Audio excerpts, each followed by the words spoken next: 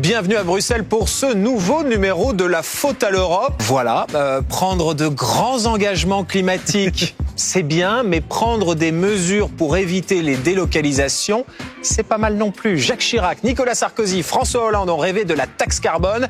Elle arrive sous un nom radicalement différent, ça n'a rien à voir. Le mécanisme d'ajustement carbone aux frontières, c'est pas du tout pareil. Toutes les explications du sémillant correspondant européen de France Télévisions ici à Bruxelles, Julien Gasparuto.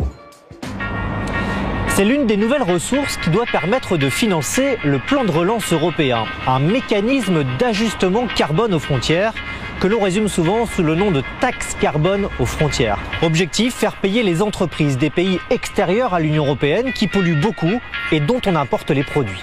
L'idée ne serait pas de créer une simple taxe, mais plutôt d'étendre les règles déjà existantes au sein de l'Union européenne. Alors comment ça marche? Aujourd'hui, il existe un marché européen du carbone, que l'on appelle aussi système d'échange de quotas d'émissions, un nom assez complexe dont le principe est plutôt simple. On détermine un prix du carbone et on fixe des quotas d'émissions de gaz à effet de serre pour les entreprises. Si elles dépassent leurs quotas, elles peuvent en acheter à d'autres entreprises qui, elles, ont moins pollué. L'idée est de créer un cercle vertueux sans imposer une taxe à tous. Les acteurs se régulent eux-mêmes et plus on est propre, plus on gagne de l'argent. Et c'est donc ce principe que l'Union européenne souhaite imposer aux entreprises basées à l'extérieur de l'Union européenne. Et au-delà de dégager de nouvelles ressources, l'autre enjeu est d'éviter des fuites de carbone. En clair, éviter que certaines entreprises délocalisent à l'extérieur de l'Union européenne, car elles y seraient moins taxées sur leurs émissions de gaz à effet de serre. Le mécanisme doit encore être discuté d'ici l'été prochain pour une application en 2023. C'est ça. Il y a une résolution qui a été votée ici au Parlement européen il y a quelques jours pour essayer d'influencer la proposition qui sera mise sur la table par la Commission européenne. Donc c'est Yannick Jadot qui portait ce rapport d'initiative. Emmanuel Bompard, eurodéputé LFI, il trouve que ça allait pas assez loin.